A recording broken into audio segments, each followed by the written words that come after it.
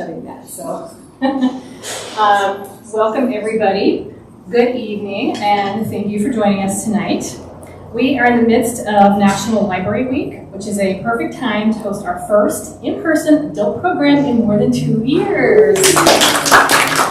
I also want to welcome everyone who is watching us on YouTube tonight. For those of you in the room, you wonder what that camera is in the middle. We are streaming this program live to YouTube. So the audience is not on camera, only Adam, so don't need to worry about that. Tonight we'll be hearing from Adam Sawyer. Adam is an outdoor and travel writer, photographer, published author, guide, and public speaker based in the Northwest. Locally, he has written stories for the Oregonian, Willamette Week, Portland Mercury, Edible Seattle, Bend, and Portland Monthly. In addition to online writing for Men's Journal, Travel Oregon, Eater, and Visit Tillamook Coast, his work has appeared in numerous print publications, including Northwest Travel and Life, 1859, Alaska Beyond, AAA Via and Journey, SIP Northwest, Backpacker, British Columbia, and Canoe and Kayak magazines. He is the author of numerous guidebooks, including Hiking Waterfalls, Oregon. Tonight, he will be speaking about his new book, Urban Hikes, Oregon, which was published by Falcon Guides in March. There are several copies of this book in the catalog, but as of this morning, there are over 11 holds on it. So if you don't want to wait, Adam would be happy to sell you a copy after the presentation. Without further ado, let's welcome Adam Sawyer.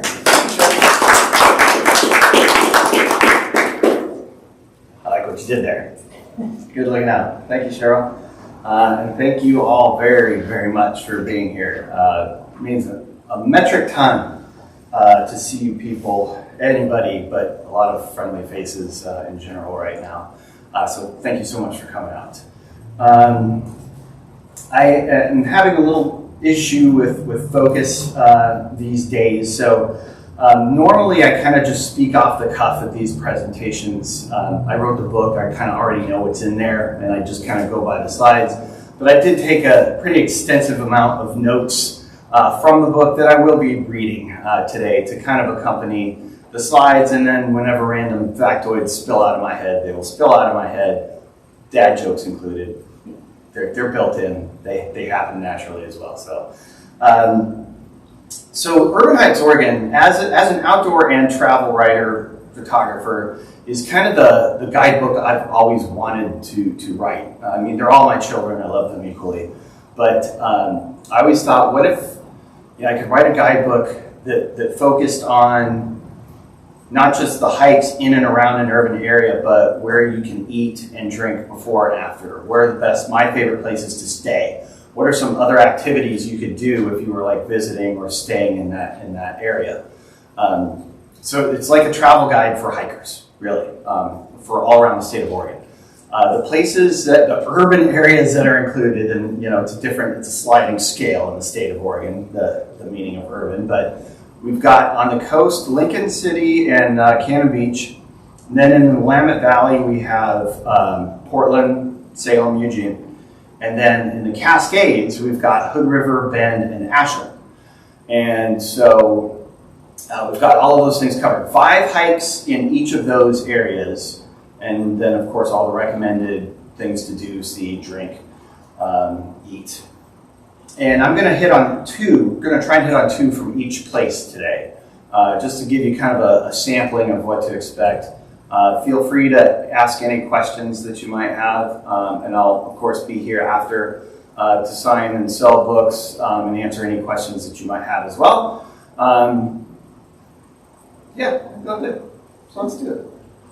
Just FYI, that's my contact info up there.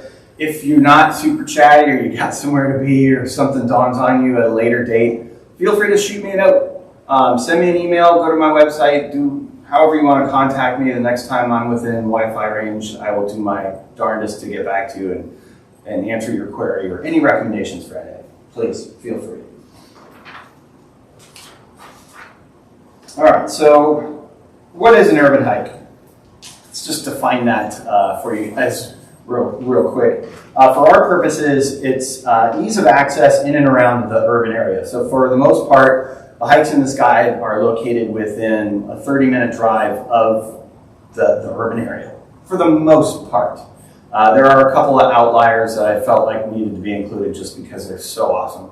But that's what we do for the most part. They're as short as 1 mile round trip, although I try to include a good range from 1 mile paved paths all the way up to 5, 6 mile, 1,000 feet elevation gain, and everything in between. But for the most part, they are, accessible. Not for the most part, but there are a lot of accessible paved paths that kind of also double as bike paths, et cetera, et cetera, et cetera. You'll see as we go along. Something I really feel is important to include in my writing, and especially guidebooks going forward, is there's always now a little blip about the responsibility and stewardship. And allow me to read that for you guys. In the years since I wrote my first hiking guidebook, a lot has happened.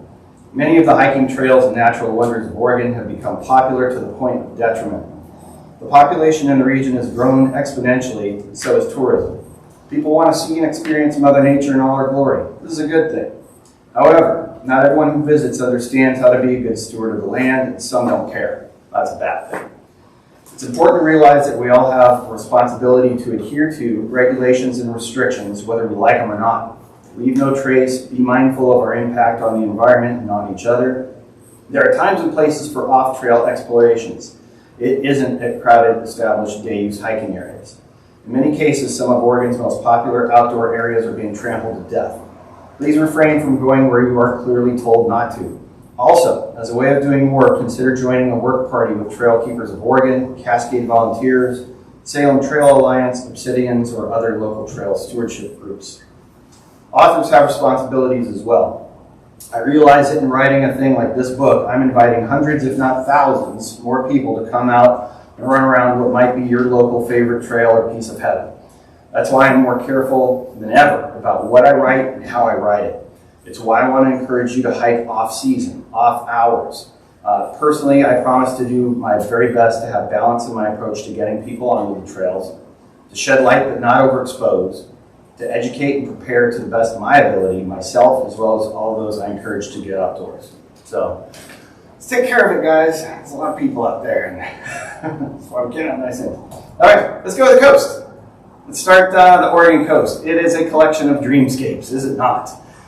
This is kind of I show this photo for a couple of reasons. It's a faux pas, I guess, to include something that you're not going to talk about.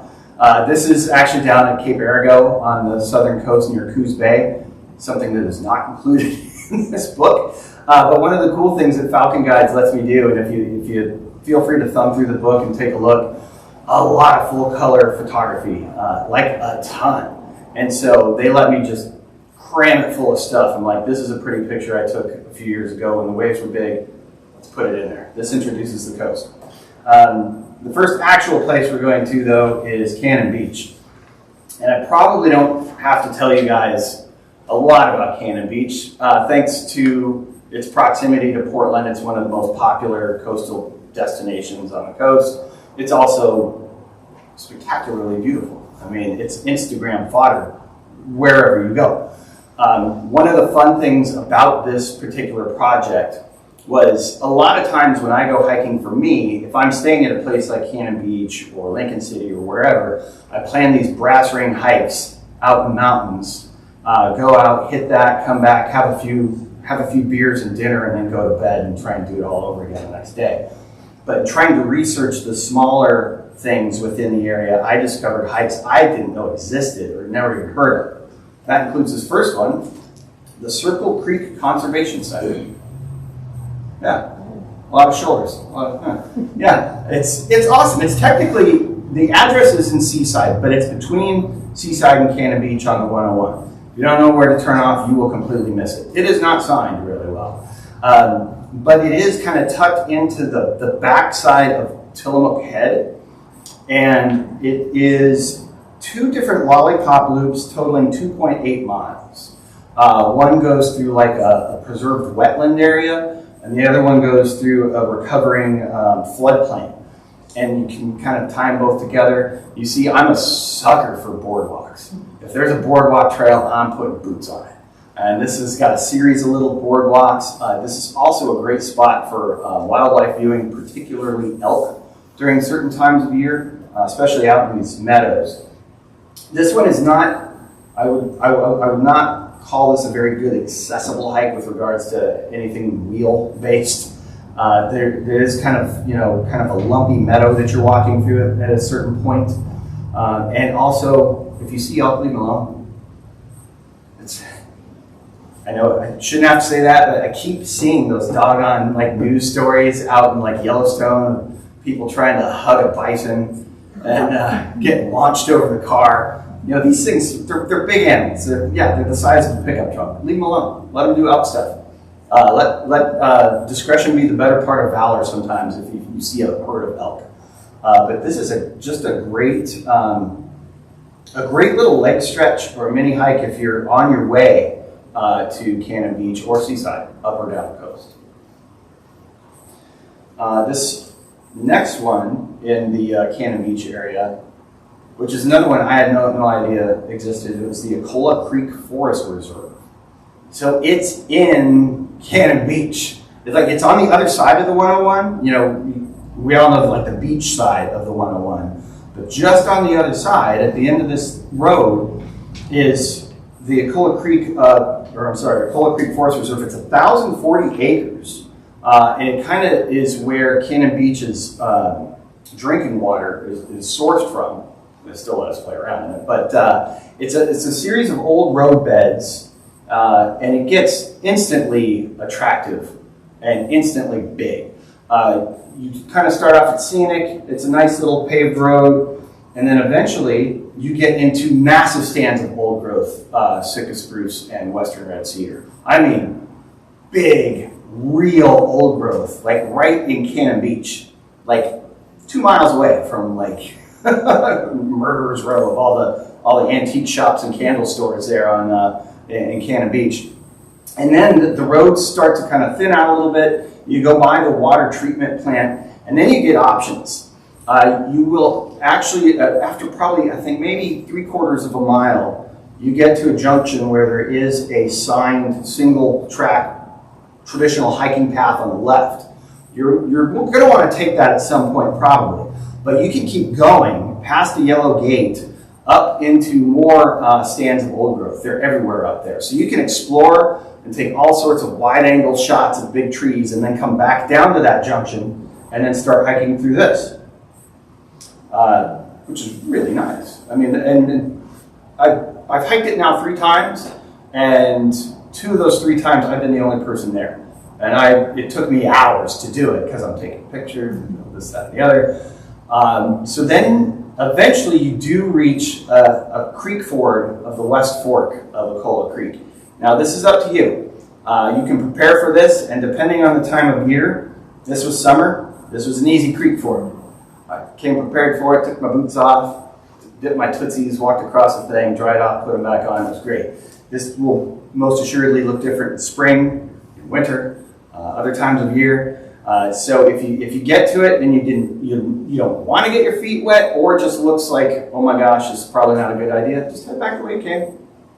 Not a problem. But it's a great summer hike for sure. All right. Oh, I got to give you recommendations for food and drink before we go down south. Local interest in lodging. The North Coast Culinary Fest. It's happened once in Cannon Beach. I was lucky enough to be invited to the inaugural event. It celebrates the life and legacy of James Beard, who was from the area, or grew up in the area, I should say. Amazing. They do chef's dinners, they do guided tastings, they do these field trips. There's festivals of all sorts and different workshops that you can do. The first one was great, and then COVID happened. So they canceled the next one, they canceled the next one, they canceled this year's at kind of the last second, but it is on for next year as of now. So you definitely want to check that out, assuming it comes back for 2023. What was the name? The North Coast Culinary Fest. And then the other thing, speaking of kind of those in-person trainings, there's the EVOO Cannon Beach Dining and Culinary Shop. It's part cooking school, part dinner show, part culinary shop, absolutely all heart. The couple that owns it and runs it, Lenore Emery Neroni and Chef Bob Neroni, provide these great classes and these experiences where like their love for each other, the food, the community, the coast just comes oozing out of every pore. And the food they make is delicious. And you learn something while you're at it. It's a great class. Public Coast Brewing. You're going to notice today that my presentation is beer heavy. Don't let that thwart you if you are not a big beer drinker. I just put my favorite beer places in this presentation. There's plenty of other like actual nice sit-down dining places, other things besides just brew pubs. So don't let it scare you off. But Public Coast Brewing celebrates the fact that the entire public coast is open to the public. They make great beer, elevated pub grub. In terms of lodging, I try to give some options for different sorts of visitors in this book. So, for example, the Stephanie Inn is this lovely boutique hotel right on the beachfront there. I think it's great for couples, romantic getaways, or like just solitude if you want to go for a weekend to yourself. And then conversely, the Surf Sand Resort, which has equally great views of Cannon Beach.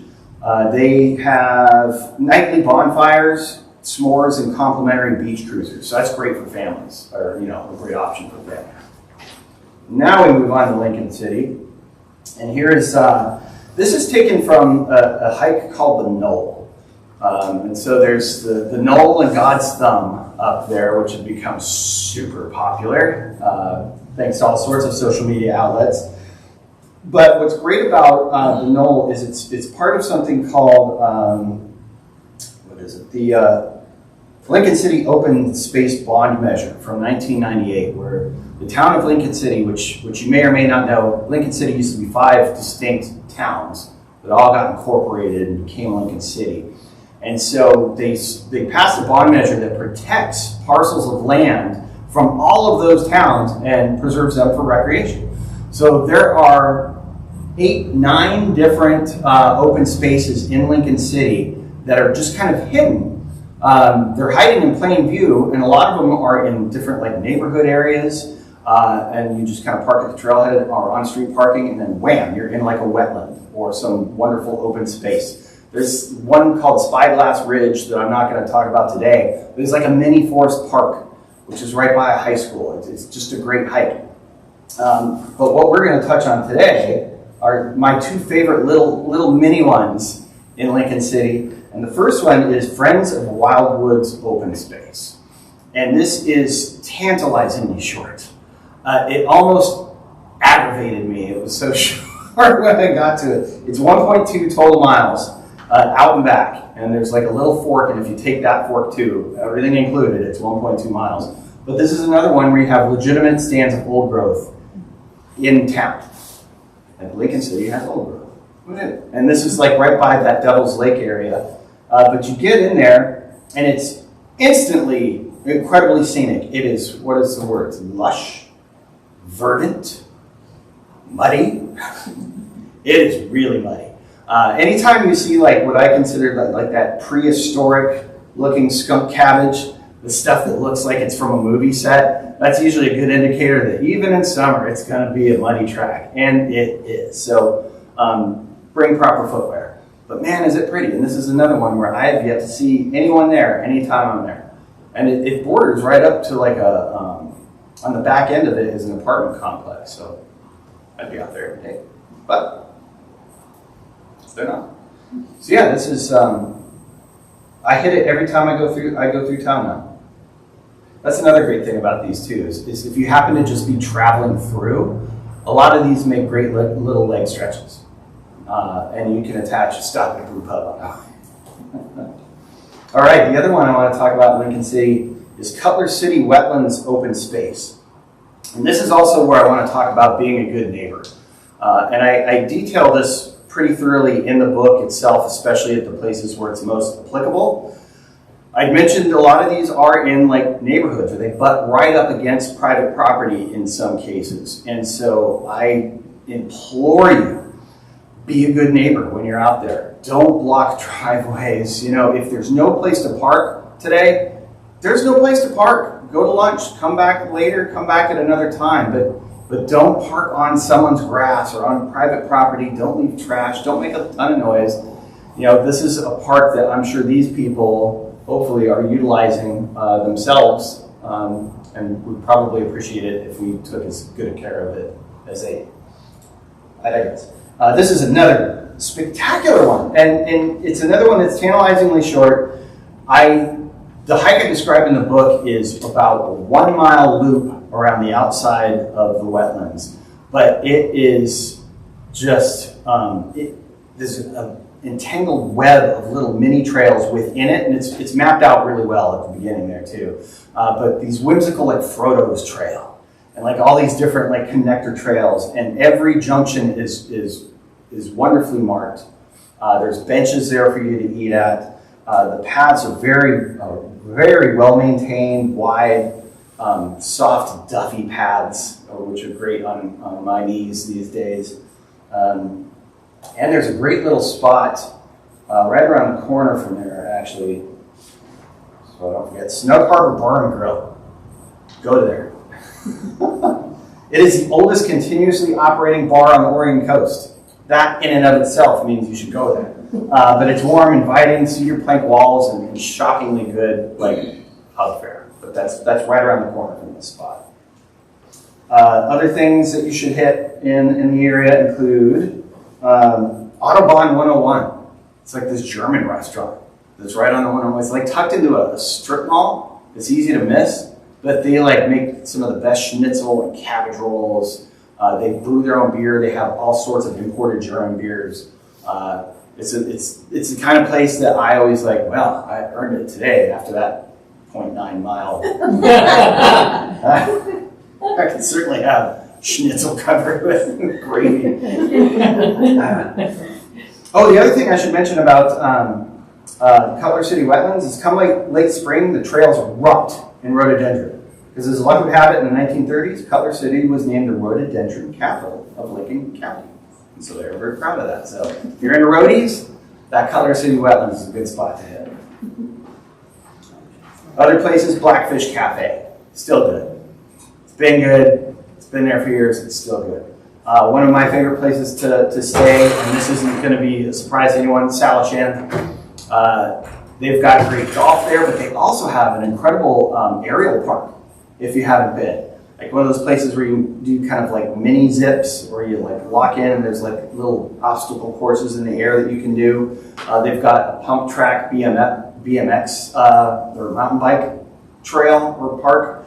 And then the Bay House restaurant has long been one of the best restaurants in Lincoln City. They have moved on site to the Salishan. So if you're staying at Salishan, you really don't even have to leave the place if you don't want to. So now we're going to move into the Willamette Valley.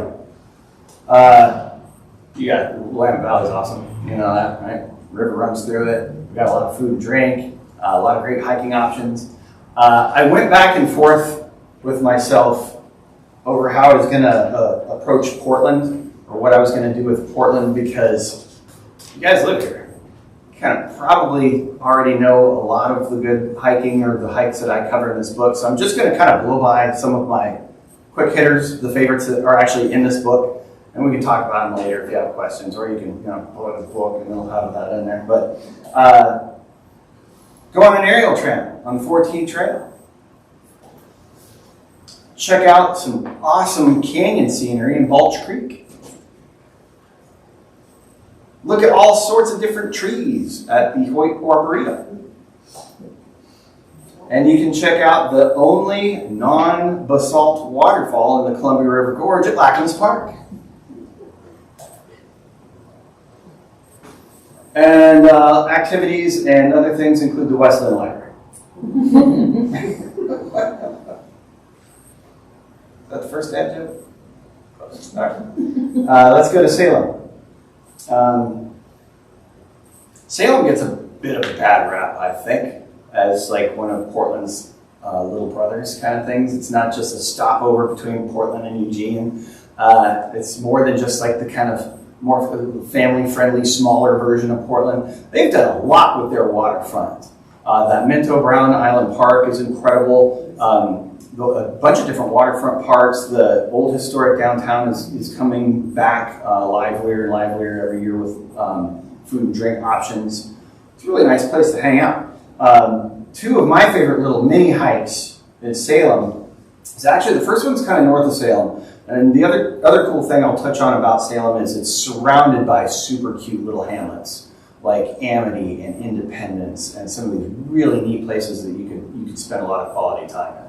But just north of Salem is this place called the Basket Slough National Wildlife Reserve. If you ever want to take a great road trip, I actually just wrote a story for a magazine I write for. It was about Highway 99 West road trip from Portland to Eugene. And I know that it's not the most expedient way to get from Portland to Eugene. It would probably take you 4 or 5 hours to drive if you just kind of drove it straight. But man, is it great in terms of a nice road trip. And there's NWRs everywhere off to the side of the road, wineries, brew pubs, and hikes. To include this guy, the Basket Slough.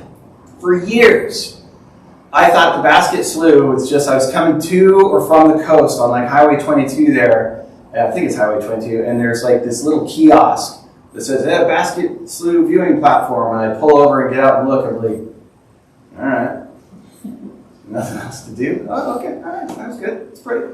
And took off. There's hikes there. There's a lot of hikes there. It's just, you kind of got to go up and around and come back the other way. That right there is Basket Butte, and that is part of a 1.5 mile lollipop loop along the Rich Guadano Memorial Loop Trail. And this is super cool for a lot of reasons. One, it takes you deep into a native oak savanna habitat, which the Willamette Valley used to be a ton of that. But pre-development days, these oak savannas were everywhere, and they're really neat to explore. And this is a very well-preserved one that you can kind of get around and go up into. This particular one is also really good for wildlife viewing. Almost all the NWRs are great for birding and wildlife viewing, particularly dusky Canadian geese. This is apparently the spot in the Willamette Valley where these geese winter is at this place. And to that, I know I'm not the only one. I swear.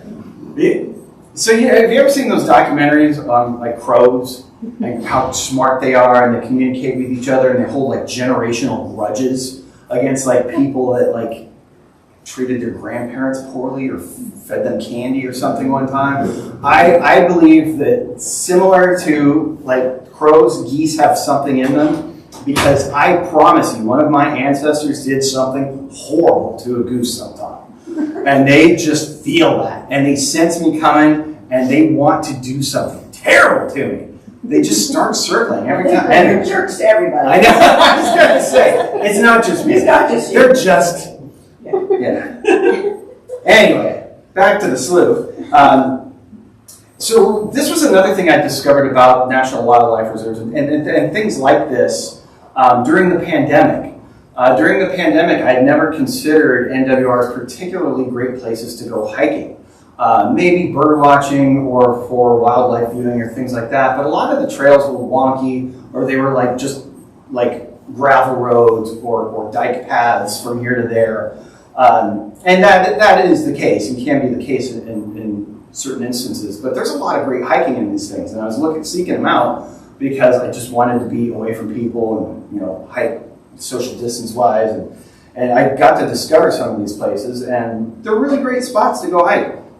As you ascend to that butte, you might be able to see it in this picture. If it's a clear day, you can actually see Mount Jefferson out off in the distance, out through wine country. But there's a lot of different options, and of course, some of those trails are closed for wintering habitat, but there's always open trails there at that NWR.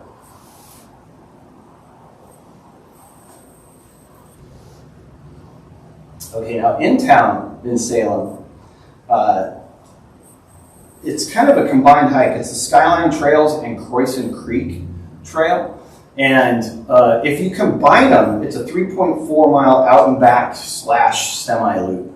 And what I recommend in the book doing, especially with regards to trying to be a good neighbor, pardon me, is the trailhead for Skyline Trails is actually right off of a high school. And so you can park in the high school parking lot where there's typically ample parking right there. And you can start the hike, and it goes through a very mature, very enticing big leaf maple and Doug fir forest.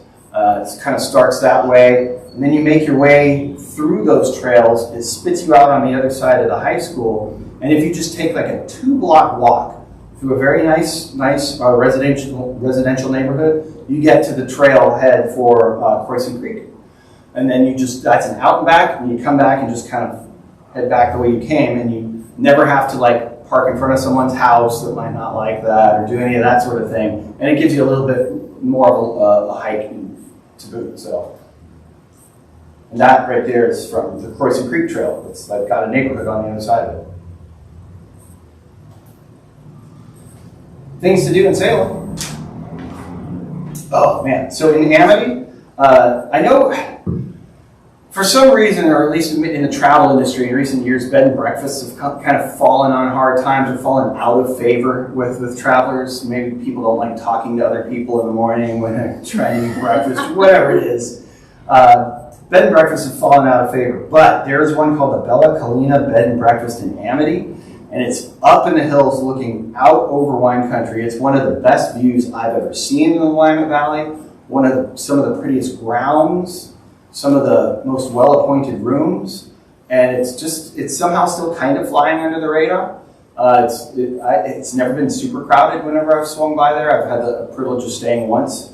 But that place is amazing. The Independence Hotel. And if you haven't been to the town of Independence, which is just down the road from Salem, it is so cute, so charming, and so many great places to eat and drink. Some brew pubs. Chicha Brewing Company has some of the best tacos being made anywhere in the state of Oregon, and they also make beer. And then I would be remiss if I didn't mention this place called Tater's Cafe in the small town of Dallas. And no one will ever be able to describe Tater's Cafe better than their own Facebook About paragraph, which is as follows. We are a family-owned, American-style cafe committed to offering our customers the best in homemade, fresh, and seasonal food. We also love Christmas music and bacon.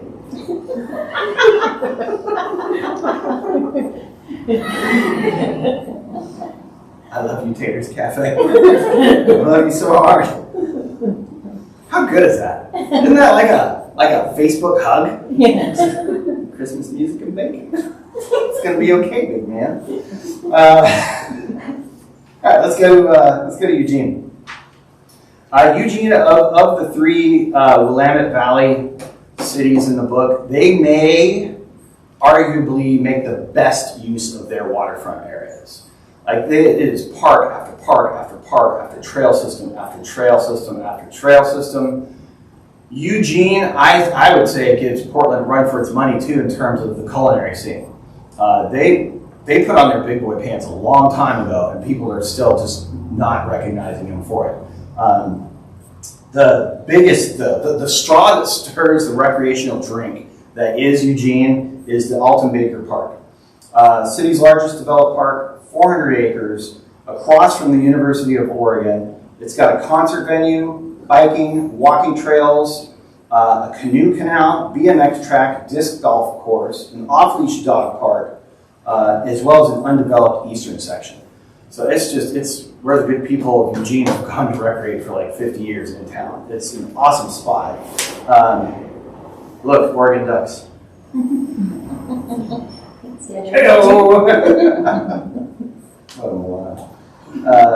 Yeah, a lot of different like mini habitats in there, and there's some great like Prees Trail, which is like a running path, which is really duffy that winds all the way throughout the thing.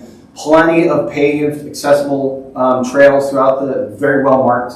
They have one of those trail system maps. It's like dotted line equals unpaved path, solid line equals this, equals that, equals that. So you can choose your own adventure at that place every time you go. And then Hendricks Park is 80 acres. It's Eugene's oldest city park. This is another, for whatever reason, I'm chock full of like capitals of rhododendron today. It is a world-renowned rhododendron garden and native plant garden. And so soon it might be a good time to take a trip to Eugene. But so they have great color in the spring and then great fall color because it's just a ton of big leaf maple. They also have a native oak savanna that's in restoration right now. There you go, with a nice little path there. It also connects, I'm going to make sure I get this right. You can connect to the Ridgeline Trail system. So that's another thing, kind of similar to the way that in Forest Park you've got like Washington Park kind of then connects to Forest Park through the Wildwood, and then that just goes all the way to the end of the park. Kind of the same thing with the Ridgeline Trail system in Eugene that just connects green space after green space after green space. Highly recommended. Roadies. We've arrived at the Cascades. Oh! I keep failing to do my local interest in lodging. I get ahead of myself. Eugene is really good with French food for some reason. Like right in downtown, at the Inn at the Fifth, which is another great place to stay, which is right at that Fifth Avenue Market, which is right hard. You can walk to that Alton Baker from there. There's a French Fair at Marché. What a great restaurant right there in the market. There's another place around the corner called Rye, which has incredible craft cocktails and French cuisine. And then Oregon Truffle Festival. Ooh, we could do a whole presentation on Oregon truffles. We really could. We probably should someday. Long story short, if you've got Doug Fir anywhere near you, you've got culinary truffles. You just need a dog. I mean, you could be a raker, but don't be a raker. Anyway, Oregon Truffle Festival happens in downtown Eugene, Newburgh, and McMinnville. One other thing I want to recommend, the Viking Braggot Company. You know what braggots are? Braggots is mead made with beer. It's fantastic. And they're one of the best ones. Oh, Public House in Springfield. It's an old church turned into a tap house with a lot of different food carts. Super family friendly. It's one of the coolest venues I think I've been to in water. And then there's Oregon Axe. It's one of those places where you go to drink beer and throw axes. 2 beer max. And they're serious about it. All right, back to Cascades. Cascades are eruptive expressions of the Cascadia subduction zone. You guys know the mountains. Hood River, Bend, and Ashland are these great towns that kind of take advantage of being located in the Cascades, especially like either in the transition zone, where we go from the wet to the dry, or kind of just onto the dry side, but having access to all of that good stuff in every way you go. The first place we talk about today is Hood River. The windsurfing capital of the world. This is probably another place I'm guessing most of you are at least semi-familiar with. It is right smack dab in the middle of that transition zone. You've got Mount Hood on one side of that town, then across the river you've got Mount Adams. There are also, Hood River plays larger than it is with regards to, the culinary scene and things like that. But right across the river is the town of White Salmon and Bingen, and these are 2 way underrated places. It's like being in Hood River without like all the people that come to Hood River. So don't be afraid to go across the river and check out White Salmon and Bingen. White Salmon has everybody's brewing. Great views. The first place we talk about, and this is kind of the quintessential urban hike, is the Hood River Waterfront Trail. It's a 1.8 mile paved path that starts at like the Best Western Inn at the far side of town. It goes by a number of parks, a number of water access avenues, including the Spit, which if you're able to get out to it, the Spit goes out into the Columbia River. And it's different shapes and sizes depending on the season and the water levels, but it's super unique to be able to walk out into the middle of the Columbia River and then look down the Columbia River, from water level, and see the kiteboarders and the windsurfers going by. It's really a unique experience, and you can tie that in to this waterfront trail. like I mentioned, beaches, different parks. You can really kind of make it as long or as short as you want to. And plus, you walk by another Murderer's Row, some of the best beer in Oregon. You're going to walk right by Freem, a new place called Ferment, which is incredible. Sandwiched between Ferment and Freem is Solstice wood-fired pizza. You can get ice cream down. It's just amazing. Like, you could just spend the whole day up and down that waterfront trail.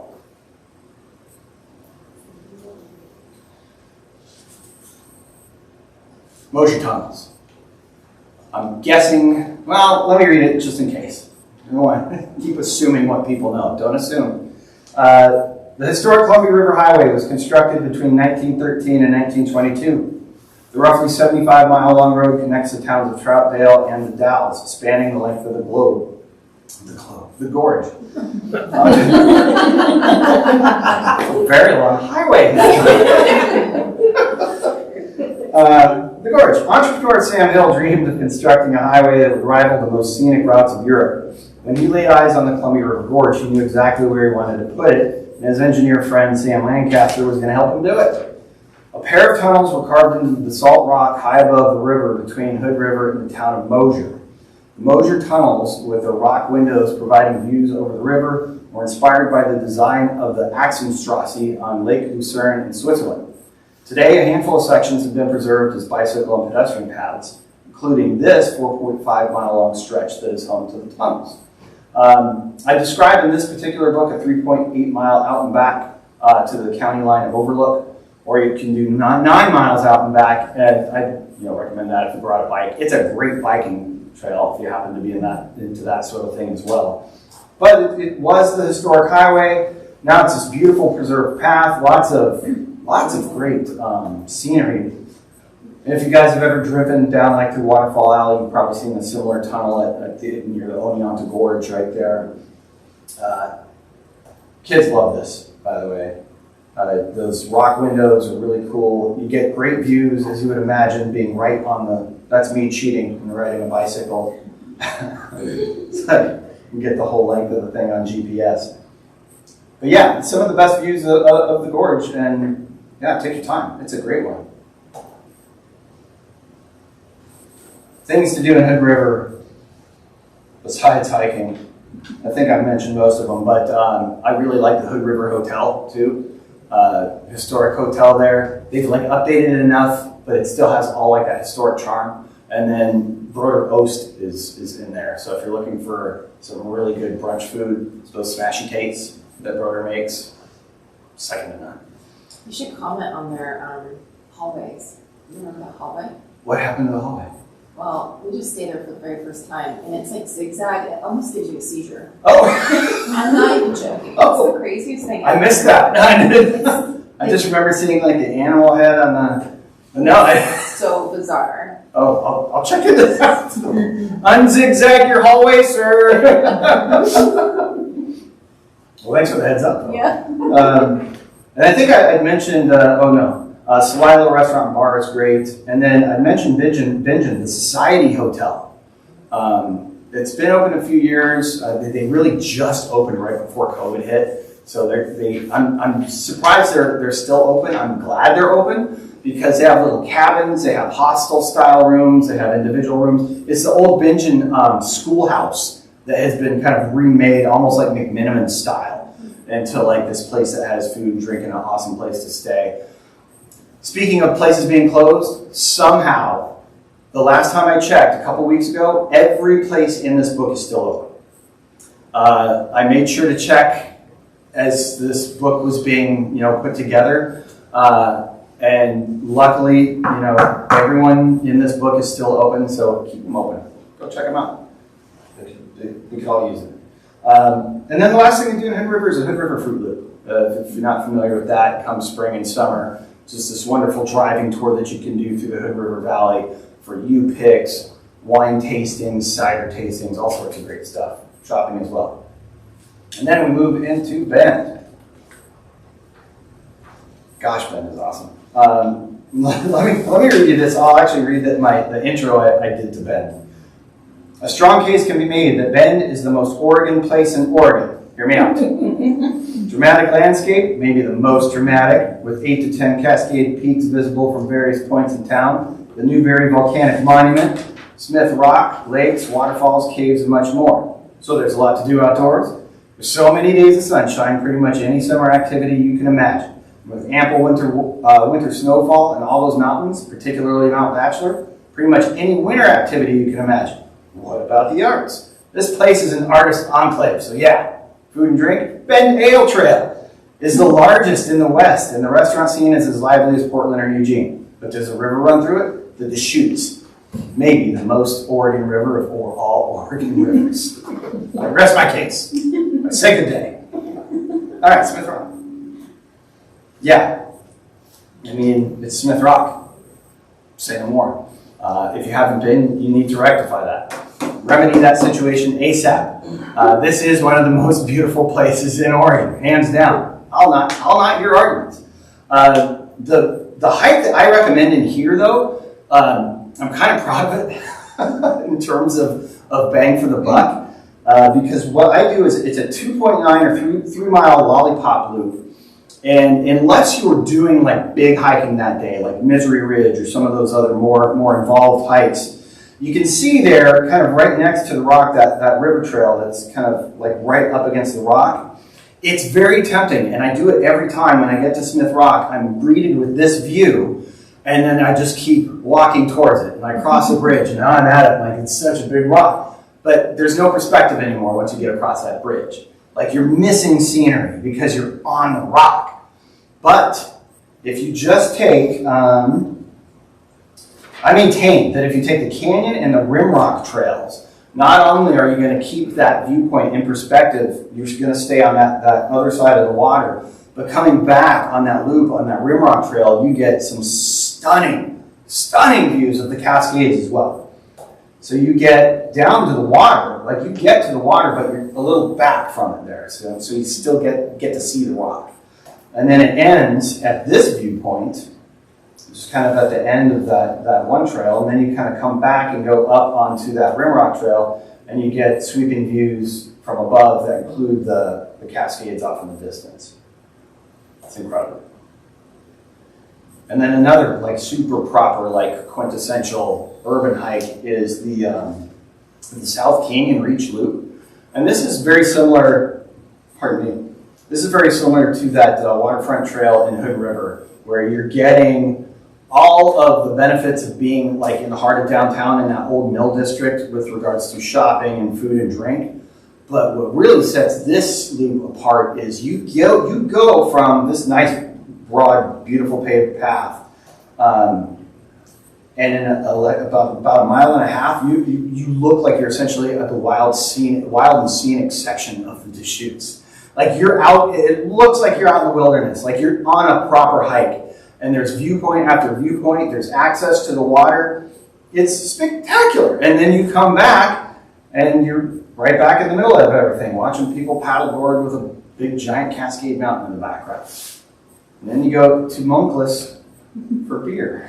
Monkless Belgian ales, they're incredible. They really are. And they've got, their food is top-notch as well. But some of the best Belgian ales I've had anywhere in Oregon. The Camp, so where I got this hat from, they're actually pretty new. They're a boutique camping and RV park. They have tiny cottages, vintage trailers, RV pads, camper van spots, on-site grill, fire pit, one of those kind of places. The SCP Hotel Redmond, which is right by Smith Rock, it's a great spot. Redmond's a good spot if you want to kind of like do Bend without paying for Bend. Because it's just north of town, not too far out of there. You still have all the access to the things. But that SCP stands for Soul Community Pride. It's an environmentally friendly, community-oriented lodging option in Redmond. Casual elegance, rooftop bar with a bonkers view of the Cascades. I've taken in, I think, 4 sunsets from up there, and every one of them's been spectacular. Wall Street Suites is a great option for downtown Bend. It's walkable to all of that stuff, including that South Canyon Reach Loop, and it's a great home base for adventure. It's got everything you need and nothing you don't. Now we go to Ashland. Man, Ashland is It's almost California, okay? It's way down there. But if you've been frightened or have somehow avoided Ashland because of the drive, you're only hurting yourself with this rambunctious behavior. It is home to the world-famous Shakespeare Festival. And before I forget mentioning it, it has maybe what I would consider today to be my favorite restaurant in the entire state of Oregon, a place called Moss, M-A-S. Reservations required. It's a tasting menu. It's one of those places, you know, there's going to be tweezers and stuff involved, but it's Cascadian cuisine, just done wildly, in a wildly imaginative way, and I can't recommend enough getting the wine and or sake pairing. Sake pairing. But with regards to hiking in Ashland, Ords and Todd Woods / Siskiyou Mountain Park. This is right in town. The Ords and Todd Woods are great hiking. So Lithia Park is the park that everyone knows in Ashland. It's well worth walking around there. It's one of the best urban parks in Oregon, I think. But Ords and Todd Woods is a little more of a wilderness or hiking experience, and it connects to the Siskiyou Mountain Park, which is a lot of it is mountain biking trails up there or mixed use kind of thing. So go as far as you want. You can turn it into a 30-mile hike if you really want to. And some of the junctions, it's as junction-y is the word I use as the Hoyt Arboretum. If you've ever gone hiking around the Hoyt Arboretum, it's like you walk 5 steps, there's a junction. 5 steps, there's a junction. 5 steps, there's a junction. But I detail a really nice 1.75 mile kind of loop that you can do that visits a creek and some very nice woods.